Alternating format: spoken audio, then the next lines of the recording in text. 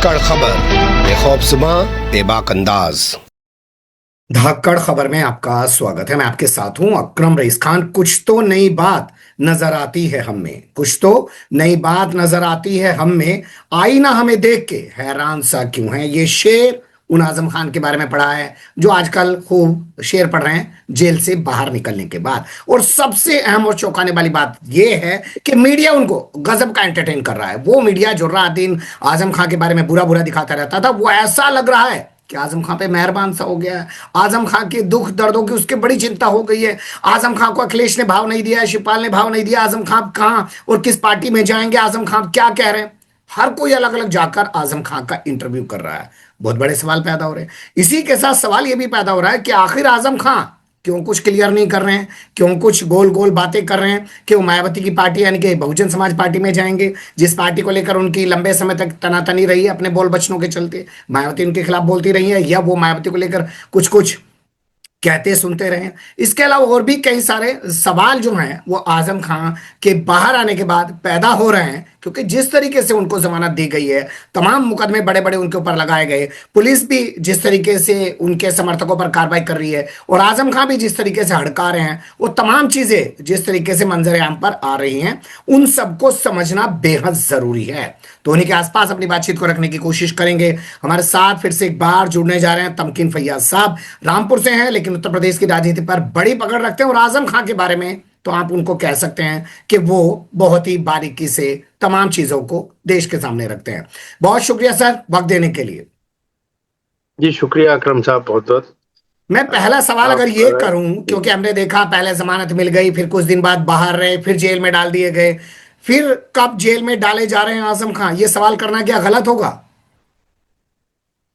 जी देखिए, बिल्कुल सही आपका कहना है कि 104 मुकदमे उनके ऊपर हैं, जिसमें से 9-10 का ही फैसला आया है और उसमें एक में उन्हें 10 साल की सजा सुनाई गई, एक में जो है वो 7 साल की, 2 साल की, इस तरीके से अलग अलग वो हैं। वो इस वक्त बेल पे हैं और अभी बहुत सारे मुकदमों का उन्हें अदालत में सामना करना है। और जिस तरीके से एक पूरी टीम उनके लिए कानूनी लड़ाई के लिए उनके साथ में है और लड़ रही है, उनके वकीलों की जो फौज यहाँ पे मजिस्ट्रेट ट्रायल जो कोर्ट है, स्पेशल और सेशन ट्रायल, फिर हाई कोर्ट और उसके बाद सुप्रीम कोर्ट, उन सभी में आपने देखा होगा हर तरह से उनका जो है कानूनी एक पूरी मशक्कत चल रही है कि किस तरीके से वो 23 महीने और 5 दिन के बाद उसके बावजूद जेल से बाहर आ सके हैं। और ये कब तक कायम रहेगा? आज भी उनके ऊपर जो तलवार लटक रही है वो न सिर्फ उन मुकदमों की है जो कि अदालत में है, बल्कि आपने देखा होगा कि जिस एक आखिरी फैसला ऐसा था जो कि क्वालिटी बार के नाम से यहाँ रामपुर में मशहूर है, जो उनके ऊपर गल्ला लूटने की और इस तरीके की जो रेस्टोरेंट के वो आरोपों में आजम खान के खिलाफ मुकदमा था, उसकी जमानत हाई कोर्ट ने दी, लेकिन उस आदेश को सुरक्षित रखा। और जिस दिन उन्होंने सुनाया हाई कोर्ट से, उसी दिन रामपुर की एमपी एमएलए कोर्ट में एक शत्रु संपत्ति के मामले में उनके खिलाफ 4 ऐसी धाराएं बढ़ाई गई, जिनमें से एक धारा पर तो आजीवन कारावास का प्रोविजन है। तो ये सब होने के बाद लगता था कि कोई अड़चन आ गई है, लेकिन कुछ ऐसा जरूर हुआ कि वो सारी उलझनें, सारी परेशानियां दरकिनार हुई और वो इनएफेक्टिव रही। वो अपना काम नहीं कर पाई। जो ताकत उन्हें रोकना चाहती थी जेल में, वो पस्त हुई और उनको जो बाहर निकालने वाली एक शक्ति है जो भी, वो कामयाब रही। तो ये एक उनके लिए एक बड़ा कहना चाहिए रिमार्केबल चीज है, जो कुछ अचंभित करती है कि आखिर कुछ तो हो रहा है। जी, बहुत कुछ हो रहा है, कुछ नहीं हो रहा है। लेकिन आपने 2 शक्तियों का जिक्र करा, उनकी ओर आगे बढ़ेंगे। लेकिन पहले मैं जानना चाहता हूं, क्या इन तमाम पहलुओं को लेकर जो आपने बताया कि भाई पहले से फैसला सुरक्षित था, बाद में जमानत दी, फिर जैसे ही जमानत मिली वैसे ही रामपुर की अदालत में एक और धाराएं बढ़ा दी गई उनके ऊपर, इन तमाम मुद्दों को लेकर क्या उनके वकीलों से कोई बात हुई है कानूनी आपकी? जी जी बिल्कुल। वकील हर टाइम पर जब भी कुछ प्रोग्रेस होती है, वकीलों से हम लोग बात करते हैं, समझने की कोशिश करते हैं। अब मसलन ये है कि सुबह 7:30-8 बजे उनको रिलीज होना था, जेल से बाहर आना था, लेकिन आपने देखा होगा कि 12 बजे के भी बाद उनको निकाला गया। और ये जो टाइम 4-5 घंटे का लगा वो इसलिए कि जो उनका एक कुछ बेल बॉन्ड थे उसके अंदर कुछ छोटा-छोटा 2,500 3-3 हज़ार का जुर्माना यहाँ जमा नहीं हुआ था। तो वो एक बारीकी से जो एक जेल से रिहा करते टाइम एक कहना चाहिए स्क्रूटनी होती है, उसके अंदर वो चीज़ पकड़ में आई और आनन-फानन में यहाँ पे वो जुर्माना जमा किया गया और उसकी रसीद इंटरनेट के ज़रिए कोर्ट की वेबसाइट से भेजी गई, अपलोड की गई। तो ये तमाम चीज़ें इस तरफ इशारा करती हैं कि उनके हक में कुछ ऐसी चीज़ है कि जो उनको बाहर निकाला गया है। ठीक तो है। ये बहुत सारी चीज़ें हैं। जी। ठीक है, हाँ, उनके हक में कोई ऐसी चीज है, कोई ऐसी शक्ति है जो उनको बाहर निकालना चाहती है। हाल ये अलग बात है कि एक शक्ति वो भी है जो उनको अंदर रखना चाहती है, लेकिन अभी हम इसी मुद्दे पे बने रहना चाहते हैं। जी। क्या आपको नहीं लगता है कि मीडिया को हाइप दिलवाने के लिए पहले कहा गया कि आजम खान 7 बजे आएंगे, फिर उनको 12 बजे बाहर करवाया गया और इस दौरान 5 घंटे तक मीडिया में आजम खान ही आजम खान छाए रहे। जेल के बाहर पुलिस डंडा बजाती रही, पुलिस एक्शन करती रही, 73 लोगों के चालान कर दिए, भोंपू लेके पुलिस वाले घूमने लगे, ड्रोन उड़ाने लगे। ये सब करवाया गया जानबूझ के। जी, देखिए आज़म खां आज की डेट में बल्कि मैं ये कह सकता हूँ कि 23 तारीख एक ऐसी तारीख थी कि देश में शायद कोई और इश्यू था ही नहीं। जी। नंबर 1 इश्यू पूरे तमाम चैनल जो गोल्डी मीडिया के चैनल कहलाते हैं या जिनसे खुद आज़म खान साहब बेहद नाराज़ रहे और उनका ये कहना है कि इन्होंने मेरा पॉलिटिकल नुकसान किया है, मेरा कैरेक्टर असैसिनेशन करने में कोई कसर नहीं छोड़ी है। उन चैनलों का हृदय परिवर्तन होता है और पिछले 1 हफ्ते से हम देख रहे हैं कि अचानक वो तारीफों में लग जाते हैं। तो इसके पीछे कोई ना कोई बात ज़रूर है कि आखिर ऐसा क्यों हो रहा है। वो चैनल जो कि जिनको यहाँ से रामपुर से जब कुछ ऐसी खबरें जो पॉजिटिव हुआ करती थी, जाती थी, वो रोक दिया करते थे, उनको दरकिनार कर दिया जाता था। लेकिन आज वो मांगा जा रहा है, वो इस बात को दिखाने में चाहते हैं कि आखिर रामपुर के अवाम किस कदर आज़म खां के लिए बेचैन थे, कैसे परेशान थे, 23 महीने जैसे उनके फिराक में कैसे कटे हैं यहाँ पर। उस एक-एक एंगल को किस तरीके से उन चैनलों ने जिन्होंने कभी आज़म खां के लिए कोई कोर कसर नहीं छोड़ी, आज वो उनके साथ खड़े हैं। जी। वो आजम खां के बड़े फिक्रमंद बन गए हैं, बड़े चिंता कर रहे हैं आजम खां की। और ये संयोग तो हो नहीं सकता जिस तरीके से होता हुआ दिख रहा है। आजम खां भी मजे ले लेकर बातें कर रहे हैं, शायरी सुना रहे हैं, लेकिन राजनीतिक तौर पर पत्ते अपने नहीं खोल रहे हैं। लेकिन मैं अभी उनकी तरफ नहीं जाना चाहता हूं, मैं अभी दूसरी चीजों को लेकर बात करना चाहता हूं। जो राजनीतिक हालात बने हुए हैं आज उत्तर प्रदेश ही नहीं पूरे देश के अंदर, जब से वोट चोर वाला मुद्दा आया है, तो क्या ओवैसी जो कर सकते थे उत्तर प्रदेश में वो नहीं कर पा रहे हैं, और अब वो आजम खां से करवाना चाहते हैं, वो लोग जो पर्दे के पीछे बैठे हुए हैं जिन्हें हम एक शक्ति कह सकते हैं। देखिए ओवैसी साहब ने पिछले चुनाव में भी काफी कोशिशें की और कम से कम उत्तर प्रदेश में तो यहाँ पर उनको कोई अच्छा रिस्पांस नहीं मिला। हालांकि जो छोटे मोटे इलेक्शन थे उसमें 2-1 जगह कामयाबी को कहा जा रहा है कि एमआईएम ने सीट जीत ली। लेकिन वो इस तरह के इलेक्शन होते हैं कि जो जातियात पे होते हैं, जो कैंडिडेट के ऊपर लड़े जाते हैं, और वो कैंडिडेट जो जिताऊ थे, जो जीतने ही वाले थे, उनको जब उनकी पार्टियों से दगा मिली या टिकट नहीं मिल सका, उन्होंने एक एमआईएम का टिकट लिया और उनको उसमें कामयाबी मिली। तो ये मैं नहीं समझता कि ओवैसी साहब की या उनकी पार्टी की कामयाबी है। उन चुनावों की बात कर रहा हूँ। लेकिन हाँ, कभी भी जो मेन स्ट्रीम के इलेक्शन, चाहे वो लोकसभा के हों या विधानसभा के हों, उसमें कोई भी रिमार्केबल उनको यहाँ पर रिस्पॉन्स उत्तर प्रदेश के मुस्लिमों में नहीं मिल पाया है। अभी आप पिछले 15 दिन का अगर आप उठा के देखें उत्तर प्रदेश का घटनाक्रम, तो जो उत्तर प्रदेश के सदर हैं एमआईएम के शौकत साहब, उनकी कोशिशें अचानक बेहद तेज हो गई हैं। कई कंट्रोवर्शियल उन्होंने बयान दिए हैं, यहाँ तक कि उनके खिलाफ मुकदमे भी कायम हुए। तो ये कंट्रोवर्सीज अचानक क्यों उबाल आया? आजम खां की रिहाई से पहले एक आखिरी कोशिश उन्होंने शायद करके देखी हो कि देखिए शायद हमें मौका मिल जाए यहाँ पर कुछ मुसलमानों में सेंध लगाने का, लेकिन अभी कोई रिस्पांस नहीं हो रहा। और मुसलमानों ने जिस तरीके से 90 और 95% वोट अखिलेश यादव जी को या समाजवादी पार्टी को देकर एक चीज, ये एक हवा कायम की है कि जो ये बात लोगों को डरा रही है उनके खिलाफ। जिस तरीके से आप देख रहे हैं कि जो आपने बात कही कि ये वोट चोर का मुद्दा अगर आया, पिछली बार संविधान को खतरा लेकर जिस तरीके से एक मूवमेंट बना था जी और लोगों ने इस बात को समझा था और उन्होंने वोटिंग की थी, जो सत्तारूढ़ दल के लिए काफी बड़ा झटका उत्तर प्रदेश में साबित हुआ और वो खतरा अभी भी डरा रहा है। जी क्या वाकई में, मैं आप रामपुर से हैं, मैं एक सवाल आपसे पूछना चाहता हूं कि मेरा अपना नजरिया, मुझे लगता नहीं है कि आजम खान को जिस तरीके से पेश किया जाता है वो बड़े मुस्लिम चेहरा है, वो रामपुर के लिए चेहरा हो सकते हैं। मुसलमानों का चेहरा तो मुझे लगता ही नहीं है। उनके कहने पे मुसलमान वोट कहां देते होंगे? नहीं देखिए अकरम साहब, मुसलमान इस वक्त किसके कहने पे कहाँ वोट देगा ये आप भी समझ रहे हैं।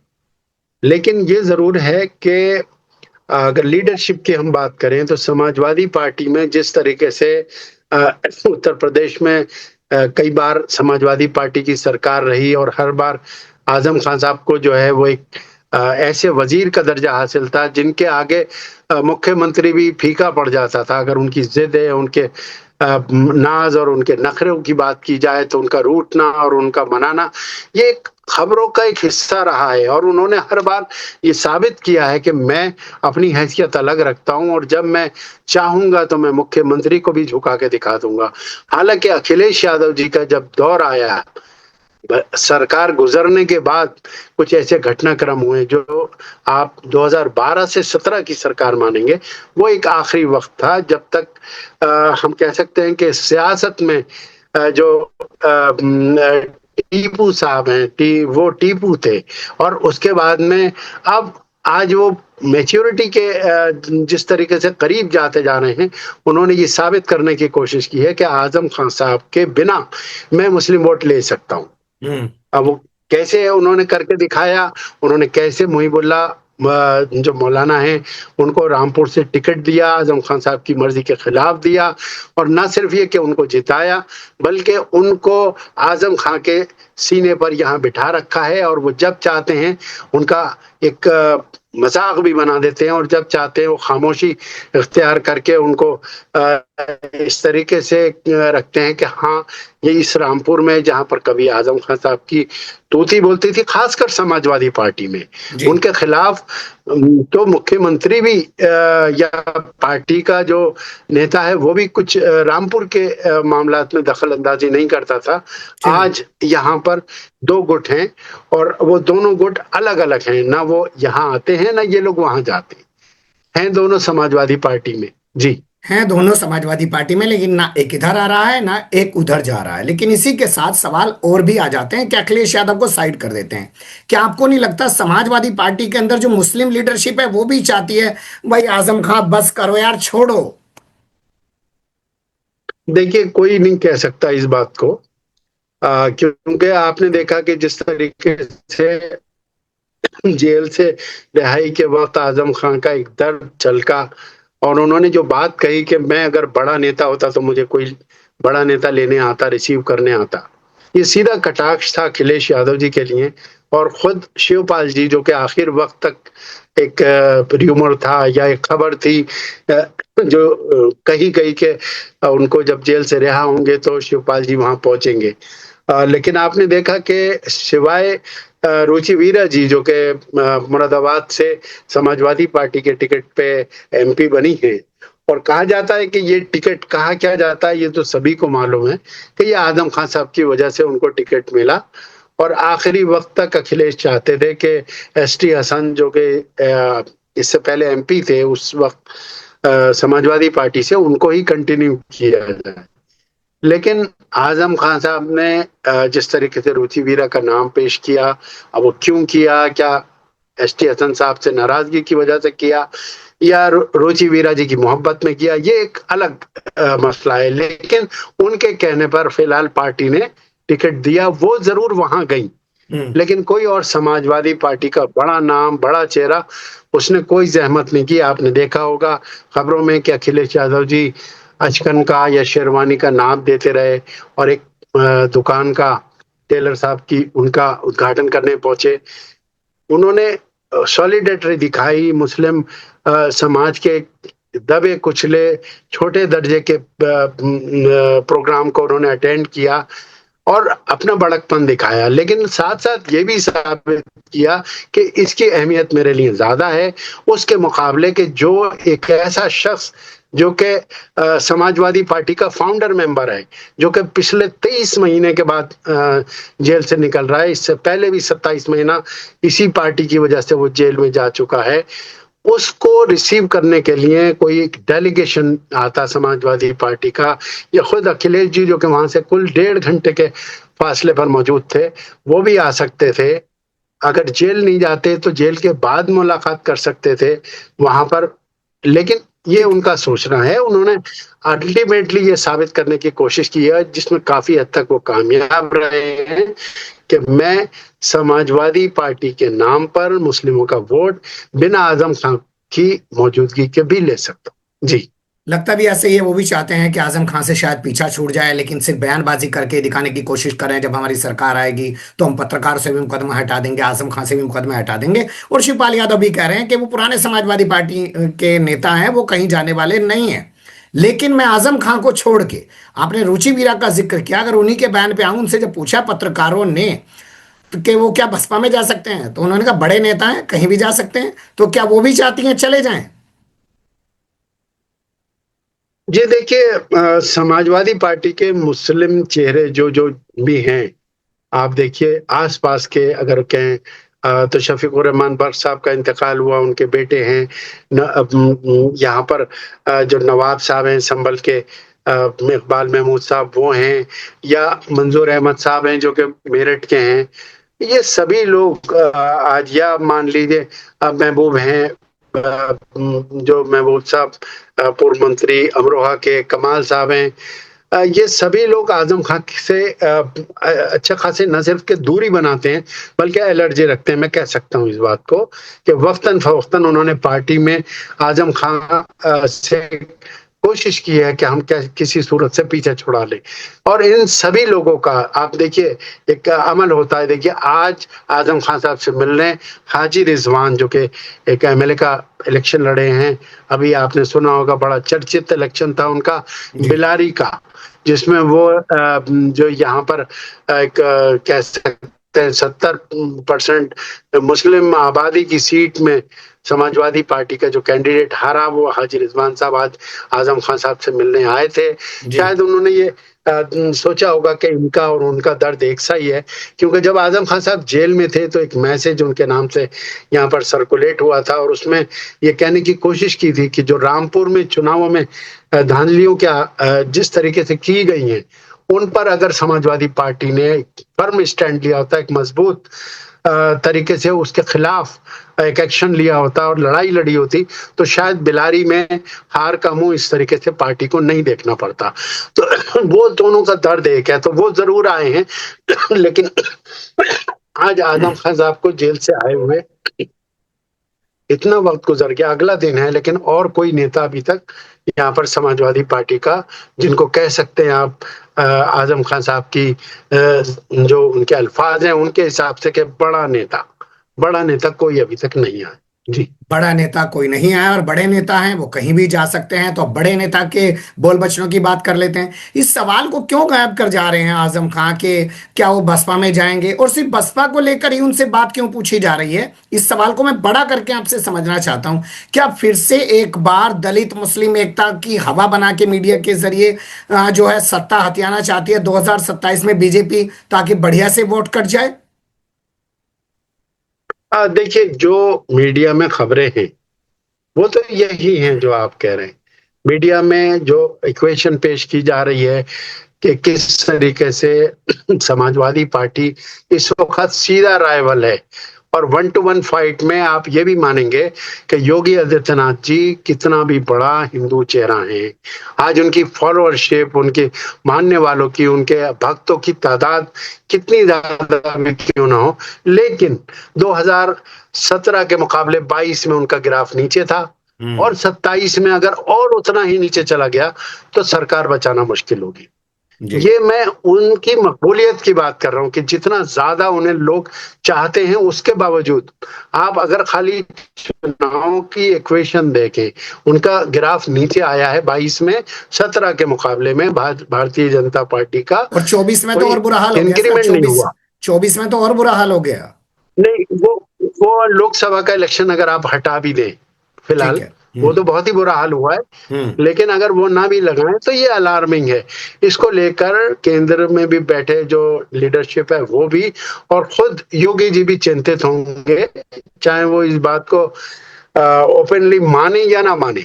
तो इसके लिए कुछ ना कुछ तो करना होगा। आज की डेट में अखिलेश यादव जी या समाजवादी पार्टी एक बड़ा चैलेंज है, खासकर जब कि उनको कांग्रेस की ओपन सपोर्ट अभी तक हासिल है, यानी कोई नेगेटिव बात नहीं है। वो अलग बात है कि कांग्रेस के लोग अपनी अलग एक कोशिश में है कि हमारी कुछ अपनी एक अलग यहाँ पर जमीन तैयार हो सियासी, लेकिन फिलहाल 27 से पहले वो भिड़ने के मूड में नहीं है। और अगर समाजवादी पार्टी और कांग्रेस के अलायंस के साथ एक बार फिर मुकाबला 1-to-1 में होता है, भारतीय जनता पार्टी के लिए मुश्किलों भरा होगा। आपने इतिहास भी बताया वैसे आजम खां का 2009 के बाद का, कि वो कितने साल तक घर बैठे रहे, और अभी भी शायद यही लगता है कि शायद वो घर बैठे रहे। लेकिन अगर घर बैठे रहे इस माहौल में, तो आपको नहीं लगता कि लोग भूल जाएंगे कौन आजम खां? देखिए, आजम खान साहब के अंदर जो खूबी है, वो एक उनकी जो जबान है, जो उनका एक अंदाज है कहने का, वो दिल में उतरने वाली चीज है। और यही चीज मुलायम सिंह यादव जी को हमेशा एक कहना चाहिए आजम खां के लिए एक अलग मुकाम रखती थी। और वो 10 को दरकिनार करने के बाद आजम खां को गले लगाया करते थे। जब जब रूठते थे वो इन्हें मनाने की कोशिश करते थे, ना सिर्फ बल्कि मनाकर ले जाया करते थे। लेकिन अखिलेश यादव जी के दौर में वो चीज अब नहीं महसूस होती। ये बात सही है कि उन्होंने आजम खां को जो उनका एक खत है उसके मुताबिक उनके कहने पर राज्यसभा की सीट कपिल सिब्बल साहब को दी। उसके अलावा एमएलसी के लिए भी उन्होंने जो आजम खां की रिकमेंडेशन थी वो भी करी। और यहाँ तक कि जो रुचि वीरा जी का भी जिक्र हुआ, वो टिकट भी उन्होंने आजम खां के उस पर किया, यानी ऑनर तो किया। लेकिन उन्होंने कभी ये नहीं उनको इस हद आगे नहीं बढ़ने दिया कि जिसको कहें कि वो उनके ऊपर सवार हो सकें, या जो उनका पहले मुकाम था। उनका पहले मुकाम तो यही था कि मुलायम सिंह जी उनके नाज नखरे बर्दाश्त करते थे, उनके कहने से 10 टिकट काट दिया करते थे। लेकिन आज वो चीज नहीं है। आज उतना जरूर है कि उनका जो मान सम्मान है उसमें कोई कमी नहीं है। अब सवाल ये है कि क्या कोई और दल आजम खान साहब को राजनीतिक उनके अपने खत की वजह से उनको साथ में लेगा, लेने के बाद उनको क्या वो मुकाम देगा जो समाजवादी पार्टी में मैं मुकाम को छोड़ देता हूं सर। मुकाम तो क्या मिलेगा, क्या देंगे, अलग बात है। लेकिन आजम खान का जो मिजाज है, जो बन गया है, एक आदतें हैं, पूरी उम्र बीत गई है, कोई और पार्टी झेल सकती है? किसी में दम है उनको झेलने का? जी जी, वही तो मैं भी वही कह रहा हूँ कि क्या कोई पार्टी इस तरीके से बिहेव करेगी कि क्या वो जैसे अब उसका बहुजन समाज पार्टी का आप कह रहे हैं, बहुजन समाज पार्टी में मायावती जी के सामने कोई बात कहने के लिए भी इतनी जरूरत नहीं है कि कोई उनके मुकाबले अब बयान दे दे, उनकी इजाजत के बिना दे दे, उनके कहे बिना, या उनके जो एक पार्टी लाइन है उसके अलावा बोल भी नहीं सकता कोई। और आजम खान साहब कभी इन जंजीर के आदी नहीं रहे, कभी उनके ऊपर कोई लगाम नहीं लगा पाया है कि वो किसी लगाम के साथ में सियासत कर पाए। तो कम से कम बहुजन समाज पार्टी में तो ये मुमकिन नहीं होगा। अब कोई वक्तिया समझौता है, जैसे पार्टी के सामने, बहुजन समाज पार्टी के सामने भी एक ऐसा मोड़ आ चुका है कि एक अकेले सदस्य के ऊपर वो जाके टिकी है एक मेंबर वाली पार्टी बन के रह गई है, तो ऐसे मौके में उनके पास भी बहुत ज्यादा ऑप्शंस नहीं है। और खुद आजम खान साहब के लिए भी ये नहीं है कि उनको जो है कि बहुत ज्यादा दूसरे, अगर उनकी अपनी पार्टी में, देखिए ये तो वो बेहतर समझते होंगे, हम लोग बाहर से नहीं समझ सकते कि उनके साथ पार्टी किस हद तक खड़ी है और कितनी पार्टी मदद कर रही है और पार्टी की उनको कितनी जरूरत है और पार्टी उनके लिए कितना आगे सहयोग देगी, साथ रहेगी। लेकिन अगर उनको शिकायत वाजिब हुई, जिस तरीके से उन्होंने कहा कि अगर मैं बड़ा नेता होता तो कोई बड़ा नेता आता, तो ये एक डर था उनका और वाजिब डर था। लेकिन अगर हकीकत भी यही है और वो घुटन महसूस करेंगे तो कहाँ जाएंगे? अगर बसपा में जाते हैं तो वहां क्या उनको वो खुली हवा मिलेगी, वो फ्री एक खुला मैदान मिलेगा? उनकी सियासत जो एक लंबे समय तक ठीक है सर, इस थोड़ा तरीके वक्त का की रही तकाजा है। है। मैं एक आखिरी सवाल लेना चाहता हूं और वो काफी महत्वपूर्ण सवाल है। आपने कहा कि रिजवान साहब मिलने पहुंचे हैं, जो खुद हार चुके हैं 70% वाली मुस्लिम बाहुल्य सीट पर। क्या आजम खां वाकई में ऐसे लोगों को अगर इकट्ठा कर लें, जैसे इरफान सोलंकी को साथ ले लें, जैसे बरेली के विधायक हैं उनके पेट्रोल पंप पे बुलडोजर चला दिया, जैसे ऐसे कई और मुस्लिम चेहरे हैं समाजवादी पार्टी के जो विधायक हैं जिनके साथ बहुत कुछ हुआ, समाजवादी पार्टी एक धरना प्रदर्शन तक नहीं कर पाई, तो वाकई में अपनी इमेज पार्टी के अंदर ही नहीं प्रदेश में भी बहुत बड़ी कर सकते हैं आजम खां? क्या आपको लगता है ऐसा हो सकता है? जी देखिए, आजम खान साहब क्या किसी को अपने साथ मिलाएंगे और क्या वो कर पाएंगे, ये तो एक अलग बात है। लेकिन अभी तक का जो ट्रैक रिकॉर्ड है उसमें जो बुलडोजर आपको पेट्रोल पंप पे चलता हुआ नजर आया वो तो दिख गया, लेकिन बहुत सारे ऐसे बुलडोजर्स हैं जो नजर नहीं आए। आपने देखा होगा अखिलेश यादव जी के स्टेज पे, अब आपको कोई एमएलए नजर नहीं आएगा जो उस कम्युनिटी का हो जिसका वो सारा वोट हासिल करते। यानी यादव समाज का भी सीएसडीएस का आप आंकड़े देखें तो हर 3 में से 1 वोट भारतीय जनता पार्टी को जाता है। खुद रामपुर की जो शाहबाद की सीट हारी है, उसमें अगर हम ये कहें कि यादव बाहुल्य नहीं है, तो यादव बहुतायत वाला एक कॉन्स्टिट्यूएंसी है जिसमें बड़ी तादाद में यादव समाज के लोग रहते हैं।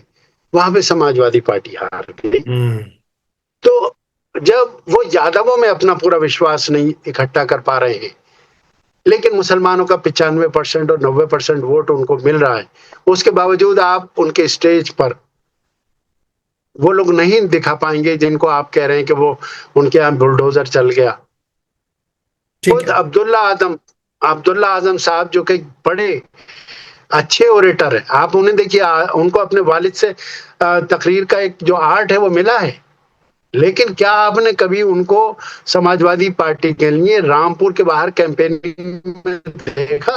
बिल्कुल सही। क्या अखिलेश जी ने कभी उनको कोशिश करी? कभी मुस्लिमों का एक सम्मेलन भी किया था उन्होंने, लेकिन उसमें उन्होंने अब्दुल्ला आजम को नहीं बुलाया। बिल्कुल बिल्कुल। चलिए, बहुत शुक्रिया, आपने बहुत बारीक से तमाम चीजों पर रोशनी डाली। और यहाँ सबसे बड़ा सवाल या सबसे ज्यादा निगाहें आजम खां की तरफ है, ना कि उनकी पार्टी की, ना कि मीडिया की। आजम खां क्या वाकई में यहाँ पे कोई ऐसा डिसीजन लेते हैं जैसे उन्होंने अपने आप को सर सैयद अहमद खां की तरह स्थापित किया यूनिवर्सिटी बना के, वैसे ही राजनीति में भी वो क्या मुसलमानों के लिए कोई संगे बुनियाद ठोक जाएंगे, रख जाएंगे? क्या ये वक्त बताएगा। आपने वक्त दिया, फिर आपके साथ किसी और मुद्दे पे जुड़ने की कोशिश करेंगे। मेहरबानी सर।